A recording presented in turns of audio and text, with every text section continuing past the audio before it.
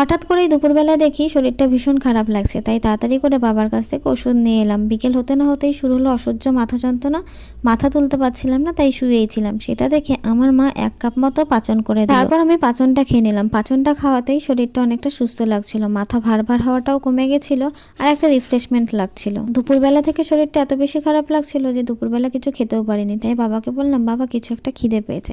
তোর বাবা বললো কি খাবে? আমি বললাম তুমি জানবে তাই। বাবাকে দেখি বাবা একটা বড় পাউরুটি নিয়ে এসেছিল। পাউরুটিটা দেখে না আমার ভীষণ ঝাল ঝাল কিছু একটা খেতে ইচ্ছে করছিল, কিন্তু কি খাবো, এদিকে শরীরটাও খারাপ। তাই আমি বাঁধাকপি, গাজর আর একটু চিজ দিয়ে বানিয়ে নিলাম গরিবের বার্গার। খেতে বেশ ভালো হয়েছিল, ঝাল ঝাল যেরকমটা চেয়েছিলাম সেরকম। এদিকে দেখো, যে আমি খেতে বসলাম তখনই আমাদের বাড়ির সব লাইটগুলো অফ হয়ে গেল। আশেপাশে সবার বাড়িতেই কারেন্ট ছিল, শুধু আমাদের বাড়িতেই কারেন্ট ছিল না। মিটার বক্সের কাছে গিয়ে দেখলাম ফিউজ উড়ে গেছে। তারপর বাবা ফিউজটা ঠিক করছিল আর আমি লাইটটা ধরে দাঁড়িয়েছিলাম। এর মধ্যে দেখি লাইনটাও চলে এলো। তারপরে ঘরে এসে আমি একটু অঙ্ক করতে বসলাম। অঙ্ক করতে করতে ব্লগটা এখানেই শেষ করলাম।